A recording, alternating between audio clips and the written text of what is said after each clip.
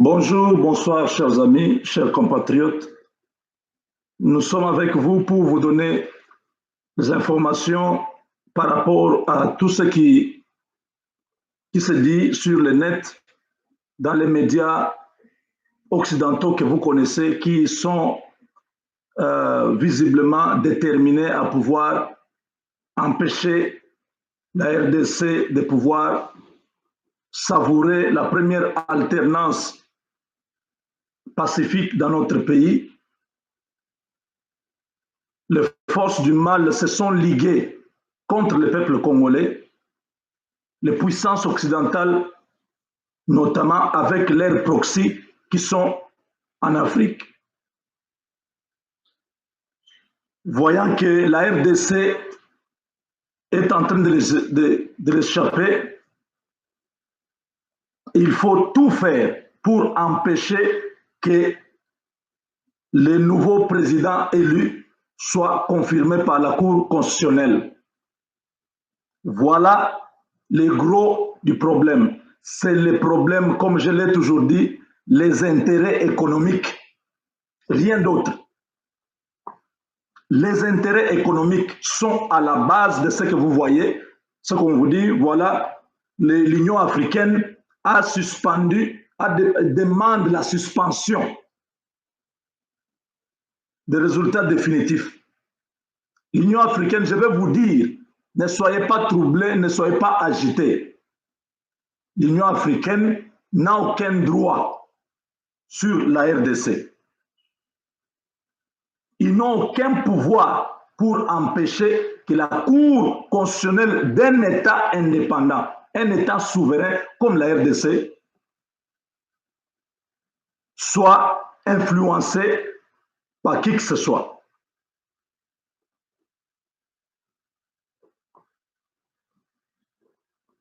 Il y a un plan qui est déjà bien établi. Si la Cour constitutionnelle fait un passage en force en confirmant Félix Tshisekedi demain, la guerre va commencer sur deux fronts. Le front sud-est et le front ouest. Ça, c'est la stratégie de la France avec les Belges et Paul Kagame. Pourquoi cela? Nous avons eu aujourd'hui, le matin, je vous ai dit, que Paul Kagame avait demandé une réunion d'urgence, un sommet d'urgence à Addis Abeba pour, soi-disant, statuer sur la situation de la RDC. Arrivés là-bas, ils étaient partagés. La SADC est pour ce qui s'est passé chez nous.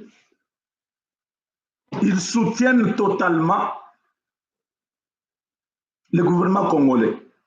Ils ne veulent pas qu'il y ait ingérence. Nous avons tous suivi les communiqués de développement. La communauté de développement de l'Afrique australe, SADC en sigle, invite les peuples et les acteurs politiques de la RDC de rester calmes, d'agir de manière à consolider la démocratie, à préserver la paix et de traiter tout grief électoral conformément à la Constitution et aux lois électorales pertinentes de la République démocratique du Congo. Cette recommandation est contenue dans le communiqué publié ce jeudi 17 janvier à l'issue du sommet de la double troïka des chefs d'État et de gouvernement de la SADC qui s'est tenu à Addis Abeba ce même jeudi. Donc, le sommet a examiné la situation politique et sécuritaire en République démocratique du Congo à la suite des élections présidentielles, législatives et provinciales qui ont eu lieu le 30 dans ce pays, le 30 décembre 2018, selon les résultats provisoires publiés par la CENI. M. Félix Tshisekedi Tshilombo est le vainqueur du scrutin présidentiel. Ce que conteste son principal rival de l'opposition, Martin Fayulu. Le sommet demande instamment à la communauté internationale de respecter la souveraineté et l'intégrité territoriale de la République démocratique du Congo. Le sommet, je dis bien. Je relis, le sommet demande instamment, donc avec insistance, à la communauté internationale de respecter la souveraineté et l'intégrité territoriale de la République démocratique du Congo. Le sommet a reconnu et souligné le rôle joué par la Cour constitutionnelle et a appelé à la communauté internationale à respecter la Constitution de la République démocratique du Congo. Les processus politiques et juridiques nationaux suivis en vue de finaliser le processus électoral, indique le communiqué. Vous avez suivi? Le chef d'État et de gouvernement de la SADC invite la communauté internationale à soutenir le gouvernement de la RDC en vue de préserver un environnement stable et pacifique après les élections historiques, d'éviter toute action pouvant entraver le processus électoral.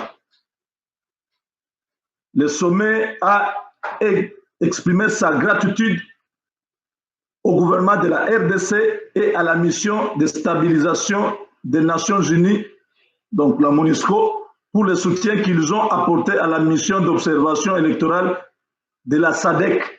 Donc voilà, c'est ça le communiqué. J'avais fait une brève intervention le matin aujourd'hui, mais maintenant, qu'est-ce qui s'est passé? Après le départ de tous les chefs d'État, Paul Kagame est resté avec quelques chefs d'État qui lui sont proches pour pouvoir donner un message contradictoire au communiqué publié par tous les chefs d'État qui étaient là, disant que nous suspendons, nous demandons la suspension. Nulle part dans ce communiqué, vous verrez quelque part dit suspension. C'est Paul Kagame qui est resté, influencer un petit groupe de gens dans les huis clos pour dire non, parce que Paul Kagame avait demandé tout le monde de pouvoir suspendre cette décision et ils ont refusé. Lui, quand il est resté, il a forcé la main à certains chefs d'État qui étaient là pour qu'ils puissent accepter d'envoyer une délégation au Congo. Une délégation au Congo pour aller faire une sorte de dialogue et trouver une solution à la crise. Qu'est-ce qui est à la base? Pourquoi ce dialogue? Pourquoi ce retournement de dernière minute? Parce que je sais que la SADC ne va pas accepter ça. Et ça sera un bras de fer, désormais. Le problème a commencé le jour où la requête constitutionnelle, Paul Kagame et Museveni étaient à Kinshasa avec Kabila et le président élu. Ils se sont rencontrés. Et Paul Kagame demande à Félix, le président élu, de protéger ses intérêts au Congo, à l'est du Congo. Félix va lui répondre et dit, il n'y a aucun problème, monsieur le président, je vais protéger tes intérêts, mais ce sera des intérêts gagnant-gagnant.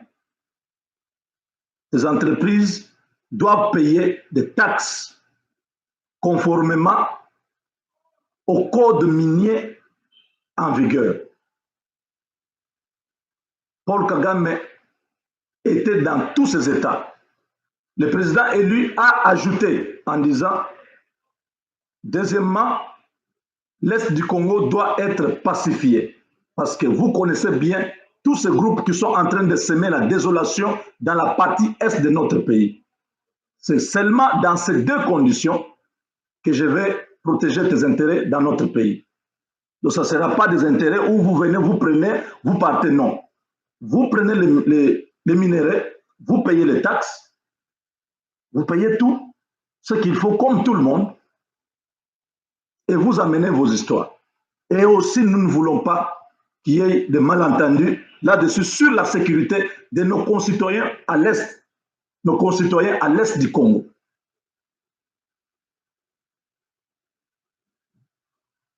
Paul Kagame était fâché, il a lâché un mot. Donc, pendant que Félix parlait, il a coupé.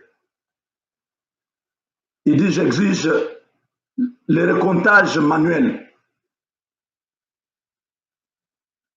Le président élu lui répond, oui, je suis d'accord, mais attendons la réponse de la Cour constitutionnelle. Alors là, Paul Kagame a éclaté.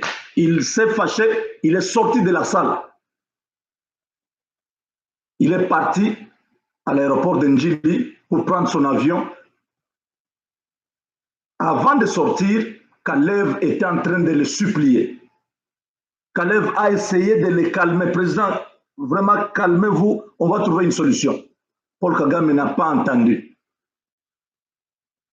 Kabila a signalé à Kalev de ne pas insister, de laisser la situation. Pourquoi Kabila a dit ça? Kabila explique sur place, il dit, laissez-les partir. Katumbi lui a proposé mieux que ce que Félix est en train de dire. Et les Français ont garanti à Paul Kagame de pouvoir travailler avec lui, de défendre cette option au Conseil de sécurité et d'utiliser son veto si personne n'accepte cela. C'est l'option de la guerre qui sera sur la table. Voilà la vérité sur ce que vous voyez. Paul Kagame est très, très, très fâché parce qu'il a rencontré un nationaliste. Il croyait que, en disant à Félix, le président élu, que j'exige le recomptage des voix, le président élu va lui dire non, alors j'accepte, on va faire comme vous avez demandé. Le président élu est élu par les Congolais. Paul Kagame vient faire le chantage à un Congolais pour les minéraux qui ne sont pas de son pays.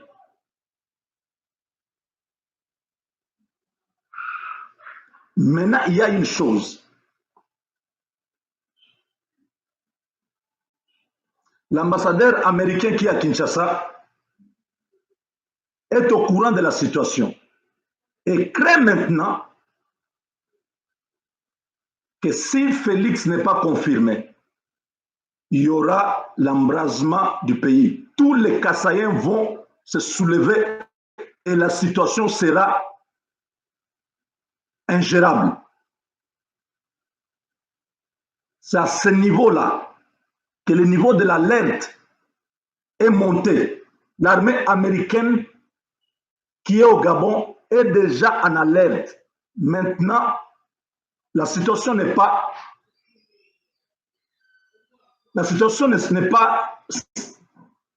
comme nous étions en train de le penser. Même lui, Paul Kagame, ses jours sont comptés. S'il perturbe la paix au Congo, Paul Kagame, c'est le premier qui va sauter. Il pense être protégé par les Français. Mais les États-Unis sont entrés au milieu pour essayer de départager et les Occidentaux et les Chinois. Parce que Kabila est avec les Chinois et les Russes. Les Européens voulaient que ce soit un candidat de l'Europe qui doit être là pour contrôler leurs affaires au Congo. Les Chinois, les Russes, les Sud-Africains, donc la SADC, ils ont dit pas question au Conseil de sécurité. Et la France a commencé à travailler maintenant avec Paul Kagame parce qu'ils ont des accords. Katumbi a proposé mieux. Il a proposé beaucoup. Ce que Félix n'a pas proposé. Félix a dit que c'est ouvert à tout le monde. Vous avez des intérêts, vous devez vous conformer à la loi congolaise. Vous devez payer ce qui est dû à l'État congolais. Et mes chers compatriotes, nous devons être prêts à pouvoir défendre notre pays.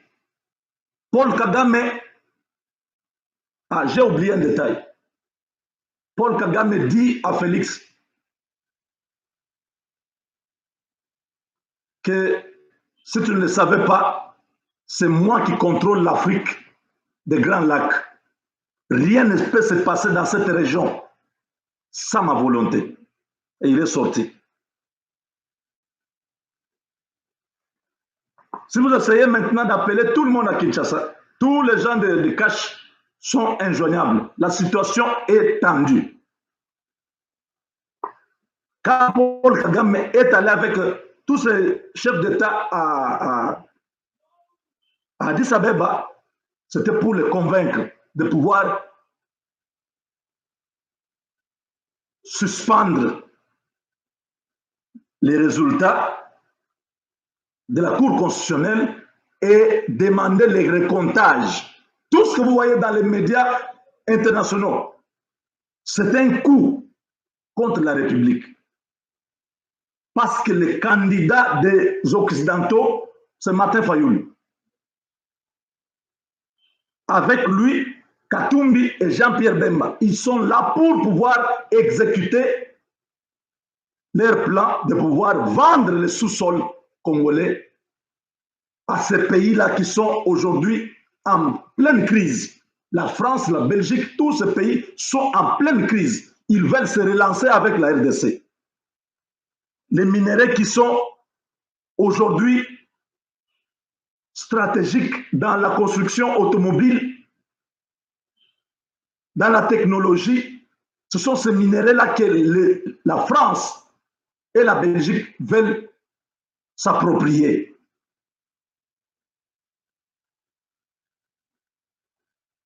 Encore une fois, Paul Kagame dit, il regarde Kabila, il lui dit, je t'avais dit de tout faire pour imposer Shadari. On devait éviter toutes ces histoires ici. Regardez là où tu m'as amené. Paul Kagame dit à Kabila comme ça, je t'avais dit de tout faire pour imposer Shadari. Regarde là où tu m'as amené. On pouvait éviter tout ça. Mes chers amis, partagez cette vidéo au maximum. Que ça arrive à Paul Kagame, qu'il sache qu'il est le premier qui va sauter. S'il ose tuer Félix ou faire avorter les élections que les Congolais attendent pour avoir une alternance à cause de ses intérêts, Dieu va les confondre. Félix va prêter serment. Dieu va les confondre et lui va sauter. Il va sauter parce qu'il a provoqué les Congolais. Après tout ce que nous avons connu, Félix a prôné même la réconciliation. Juste pour qu'il y ait la paix. Mais Paul Kagame vient montrer que ses intérêts passent devant les intérêts des Congolais. Il ose menacer un fils du pays. Peuple congolais, on ne peut pas accepter, encore une fois, qu'on nous impose au Congo une logique d'une transition ou d'un quelconque dialogue. Il n'y a pas de dialogue, il n'y a pas de transition. Demain, la Cour constitutionnelle doit prononcer Félix doit être proclamé demain président définitivement et il doit prêter serment le mardi. Paul Kagame, avec son groupe de mafieux, les pays francophones, utilisés, manipulés par la France, ils ne vont pas changer la décision que Dieu a déjà pour la RDC. Même si aujourd'hui, Félix lui a dit, oui, je suis prêt qu'on recompte bureau par bureau. On attend d'abord la procédure. Et la Cour constitutionnelle déclare qu'on puisse recompter, on va recompter. Donc Paul Kagame, pour lui, il pense qu'on a fait à Félix un cadeau. Ne sachant pas que Kabila a négocié sa protection auprès des Américains pour que le président Andra puisse les protéger, et lui et toute sa famille politique. Pour Paul Kagame, c'était une erreur. Il fallait tout faire et faire asseoir Shadari pour garantir leurs intérêts. Kabila a regardé et dit non, pour ma propre vie, je ne peux pas risquer. Parce que les Américains étaient prêts à pouvoir intervenir. Ils n'étaient pas venus pour jouer. Ils étaient prêts à intervenir. Voilà, mes chers amis, Paul Kagame doit le savoir que son coup a raté. La Cour constitutionnelle va confirmer Félix Tshisekedi. Et il a perdu le Congo, il va perdre même le Rwanda. Il n'a pas les yeux pour comprendre que le changement a sonné. Regardez combien ils sont tous agités en Europe. TV5, France 24, maintenant, c'est ce qui passe à chaque minute.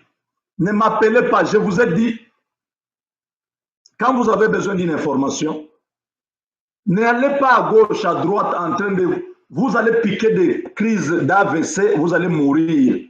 Parce que les choses qui se passent chez nous là, c'est des intérêts qui sont menacés. Alors vous allez voir s'il y a seulement une histoire, les gens qui n'aiment pas qu'il y ait un changement chez nous, les gens qui n'aiment pas que Félix puisse devenir président dans notre pays, ils sont contents. Il faut voir combien ils sont en train de publier sur Facebook, dans tous les réseaux sociaux. Ils sont contents. Moi, je me demande si ces gens-là sont des Congolais.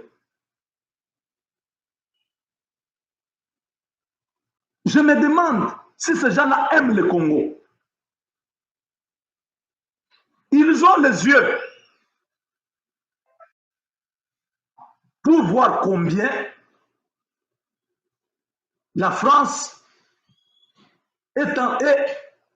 s'est déchaînée sur Félix. Ça ne peut même pas vous dire quelque chose. Vous pensez vraiment que la France le fait pour l'intérêt du Congo? La vérité des urnes que la France demande, il le fait vraiment pour l'intérêt du Congo.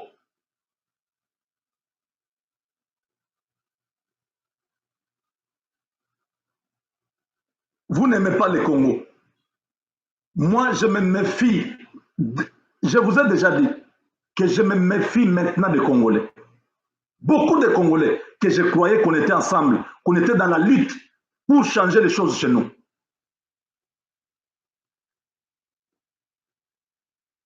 Paul Kagame s'est rendu compte que Kabila s'est couvert. Il a fait ses arrangements avec les Américains. Maintenant, moi, quel est mon sort? Il est venu avec Museveni, ils sont venus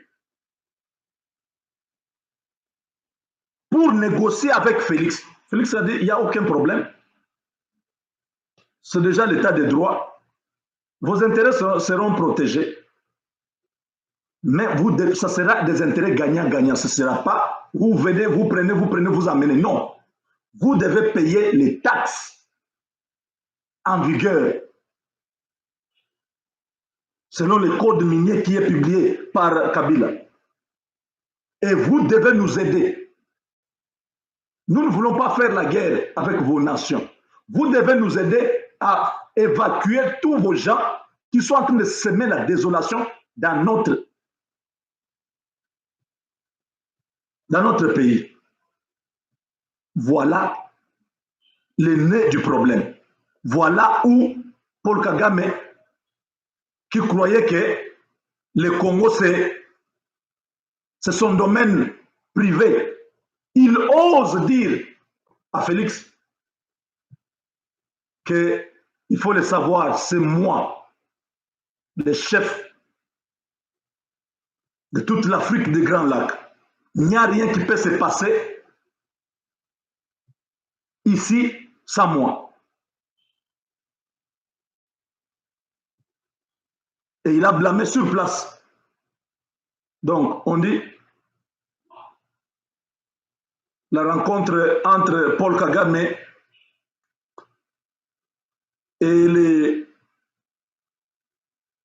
le président de l'Union africaine, proche de la France, ont décidé d'envoyer une équipe à Kinshasa pour essayer de rapprocher tout le monde pour trouver une solution à cette crise. Pour Paul Kagame, il faut qu'on puisse annuler les élections, qu'il y ait une transition, Katumbi et Bemba puissent revenir dans des affaires comme ça dans 2 ans, qu'on ait d'autres élections où il ne fera pas l'erreur de faire cadeau à l'opposition. Comme ça, ils vont faire une fausse opposition avec Katumbi et le placer à la tête de notre pays. Ou Jean-Pierre Bemba le placer à la tête de notre pays. Vous vous trompez. Je peux vous garantir que Dieu est avec nous. Félix va prêter serment. Vous vous trompez. Le Congo appartient à Dieu. Le Congo, c'est notre pays. Il n'y a personne de l'extérieur qui va changer la volonté du peuple. Osez, vous verrez comment le peuple va démontrer que c'est son pays. Et nous n'arriverons pas à tout ça. Mais je voulais dire à Paul Kagame, tu as fait un mauvais calcul. C'était encore bien d'accepter ce qu'on t'a dit, de payer les taxes, de continuer à avoir le coltan que tu as besoin, de te conformer à la loi congolaise, que de croire que tu as un droit éternel sur la RDC, en vertu de quoi? Qui es-tu, Paul Kagame, pour prendre les richesses des Congolais pendant plus de 20 ans? Nous comprenons maintenant pourquoi tu ne voulais pas de Tshisekedi père. Nous comprenons, tout est là. Les Belges, les Français, pourquoi ils ont refusé qu'il y ait un nationaliste? Paul Kagame a regretté, il dit à Kabila, je t'avais dit de tout faire pour imposer Shadari. On ne pouvait pas arriver à tout ça. On ne pouvait pas imposer Shadari dans un pays où Shadari n'est pas connu, il n'est pas aimé. Il ne pouvait pas, Kabila a joué à la sagesse, il a protégé ses arrières. Toi, tu voulais que Kabila puisse prendre une décision suicidaire, comme ça, on les tue ou on les capture par les Marines américains, et toi, tu restes vivant chez toi au Rwanda. Kabila réfléchit pour sa propre vie. Il a pris une bonne décision pour lui-même. Voilà ce qui a fait mal à Paul Kagame. Mais ça ne va pas passer. Vous verrez ce qui va se passer au Congo. Les Congolais vont te démontrer, Paul Kagame, ils vont te démontrer que c'est leur pays. La Cour constitutionnelle va rendre cet arrêt demain. Et on attend la guerre là, que la guerre vienne de Lubumbashi, comme tu as prévu, qu'il y ait la guerre au Katanga, à Goma, et qu'il y ait aussi la guerre par Denis Sassou Nguesso avec les Français, qu'ils attaquent le Bas-Congo et Kinshasa. Ok, nous attendons, venez, vous allez trouver les Congolais sur votre chemin. Merci mes chers amis. Partagez cette vidéo au maximum, que les gens sachent que la décision de l'Union africaine suspendant l'arrêt de la Cour constitutionnelle est nulle et de nullité absolue. Ils n'ont aucun pouvoir sur notre pays. C'est un pays souverain. Même la SADC l'a reconnu. La SADC a exhorté la communauté internationale. C'est-à-dire, même l'Union africaine, la SADC a exhorté tout le monde pour dire le Congo appartient aux Congolais. Laissez la Cour constitutionnelle faire son travail. Respectez la constitution de cette nation. Inclinez-vous devant la décision de la Cour constitutionnelle. Paul Kagame, ne pensez pas que le Rwanda, c'est le Congo, où tu es passé président de la République avec plus de 90%. C'est toi qui es le dieu du Rwanda. Fais ce que tu fais au Rwanda. Au Congo, il y a 85 millions de Congolais. Ça ne passera pas. Tu ne vas pas mettre tout le monde dans la prison comme chez toi au Rwanda. Ici, au Congo, vous allez voir ce qui va se passer. Le président élu est là. Il va prêter serment. Donc, le complot est de jouer parce que la vérité est là. Peuple congolais, soyez prêts à défendre votre président, le président Félix Tshisekedi Tshilombo. Vous allez massivement voter pour lui. Les autres ont été financés par l'Union européenne. Ils ont fait la campagne à l'américaine. Aujourd'hui, l'Union européenne est en train de faire pression à Paul Kagame, comme ils ont des contrats avec la France en Ituri là-bas. Tous ces contrats sont tombés. Kabila a fait tomber tous les contrats. Tous les aigris, tous ces multinationales aigris qui ont perdu des contrats au Congo, ils se sont ligués tous contre notre pays. Et le salut de Kabila aujourd'hui, c'est les États-Unis. Kabila a bien négocié. Il a accepté l'offre que les États-Unis lui ont accordée à travers l'ambassadeur. Aujourd'hui, tout est en paix. Kabila a laissé Nanga faire son travail et publier le nom du vainqueur. Les gens de la Mouka, ce sont des faussaires. Ce sont des faussaires, je dis bien, ce sont des faussaires. Ce sont des... ce sont des pirates, voilà. Ils ont piraté tout, du début à la fin. Rien de vrai dans cette histoire de la Mouka. Mais comme ils sont soutenus par les médias internationaux, voilà pourquoi ils donnent l'impression